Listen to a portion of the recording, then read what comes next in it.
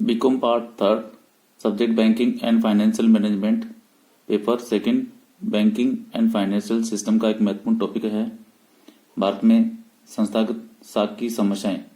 आज हम संस्थागत साख की समस्याओं के सुधार के लिए उपायों पर चर्चा करेंगे।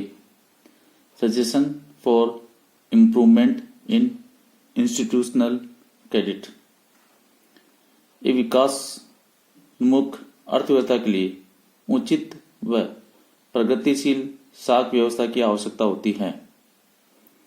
भारत में संस्थागत साख का विकास स्वाधीनता के पश्चात तीव्र गति से हुआ है, किंतु इनकी अनेक समस्याएं भी दृष्टिगोचर हो रही है।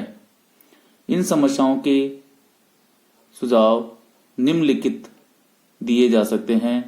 पहला है लघु विनियोगकर्ताओं को प्रोत्साहन, इनकरेजमेंट टू स्मॉल इन्वेस्टर्स।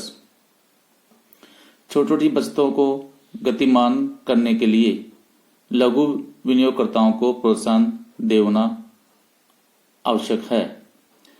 लघु विनियोगकर्ताओं को पूंजी बाजार में विनियोजन करने के लिए विशेष योजनाएं संचालित की जानी चाहिए। निवेशकर्ताओं को सुरक्षित एवं पर्याप्त आय देने वाले विनियोग के बारे में समय समय पर जानकारी दी जानी चाहिए। साथ ही स्टॉक एक्सचेंज की सदस्यों की संख्या में वृद्धि की जाए, जिससे निवेशकर्ता आसानी से प्रतिभूतियों का क्रय विक्रय कर सके। इस संदर्भ में भारतीय यूनिट ट्रस्ट का उदाहरण महत्वपूर्ण है, जिसने अनेक लघु बचत योजनाएं आरंभ की तथा देश में छोटे छोटे निवेशकर्ताओं के हितों को ध्यान में रखते हुए अनेक योजनाएं आरंभ कर उन्हें लाभ प्रदान किया। दूसरा जो सुधार है या उपाय जो दिया जा सकता है वह है बचत व बैंकिंग आदत को बढ़ावा दिया जाना चाहिए। Encouragement to savings and banking habits. जनता में बचत व बैंकिंग आदत की कमी के कारण पर्याप्त मात्रा में संस्थागत साख उपलब्ध नहीं हो पाती है। वित्तीय संस्थाओं के संसाधनों में वृद्धि करने के लिए जनता में बचत व बैंकिंग आदत को बढ़ावा देना अति आवश्यक है।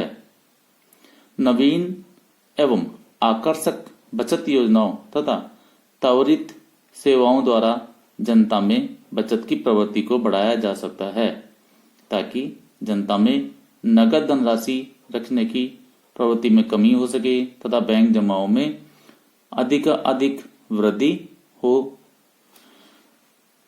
तीसरा सुझाव यह दिया जा सकता है कि सहकारी साख संस्थाओं में समन्वय होना चाहिए। Coordination among cooperative credit institutions.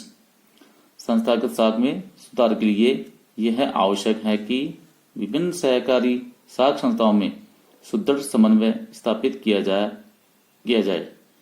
संस्थागत कृषि ऋणों की प्राप्ति के लिए सहकारी साख संस्थाएं सबसे महत्वपूर्ण एवं उपयुक्त स्रोत है, अतः देश के लिए इन्हें सफल बनाना आवश्यक है।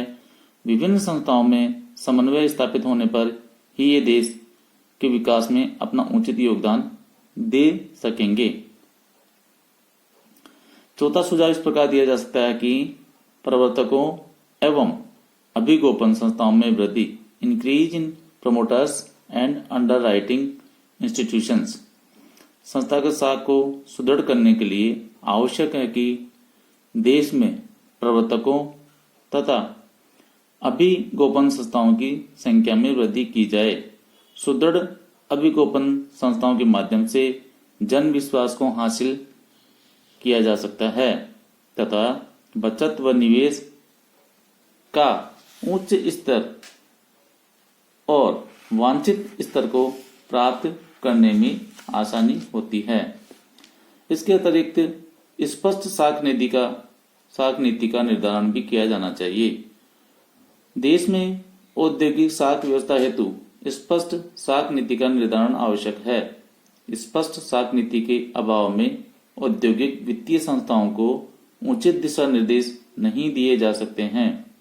वित्तीय संस्थाओं की कार्यप्रणाली में एकरूपता लाने तथा औद्योगिक विकास को बढ़ाने के लिए औद्योगिक साख के संबंध में स्पष्ट अल्पकालीन एवं दीर्घकालीन नीति निर्धारित की जानी आवश्यक है। इसके अतिरिक्त एक सुझाव ये भी दिया जा सकता है कि क्षेत्रीय ग्रामीण बैंकों का पुनर्गठन किया जाना चाहिए। समाज के कमजोर वर्गों को ऋण उपलब्ध कराने में क्षेत्रीय ग्रामीण बैंकों ने महत्वपूर्ण भूमिका निभाई है, लेकिन ये बैंक अनेक समस्याओं जैसे कोषों की कमी, कुप्रबंधन, कम वसूली आदि से उलझ रहे हैं। इन समस्याओं का समाधान करने तथा बैंकों की कार्यप्रणाली में सुधार करने हेतु इनका पुनर्गठन किया जाना अति आवश्यक है। नवीन कृषि साख नीति का निर्माण भी एक अन्य सुझाव दिया जा सकता है। देश में विभिन्न पंचवर्षीय योजनाओं में कृषि साख को महत्वपूर्ण स्थान दिया गया है। 1982 में नाबार्ड की स्थापना से कृषि साख के क्षेत्र में एक नया परिवर्तन आया है। फिर भी कृषि साख में अनेक समस्याएं विद्यमान हैं। इन समस्याओं के समाधान हेतु नवीन कृषि साख नीति का निर्माण किया जाना आवश्यक है। इसके अतिरिक्त सरकार व व्यापारिक बैंकों के बीच समन्वय होना चाहिए। साख विस्तार में सरकार एवं व्यापारिक बैंकों के बीच समन्वय न होना संस्थागत साख की एक प्रमुख समस्या है। सरकार द्वारा प्रायोजित योजनाओं की सफलता व्यापारिक बैंकों पर निर्भर करती है। आवश्यकता इस बात की है कि दोनों में इस संबंध में पूर्ण समन्वय तथा सामंजस्य स्थापित हो, तभी ऋण अनुदान ऋण वसूली के लक्ष्यों को प्राप्त किया जा सकता है।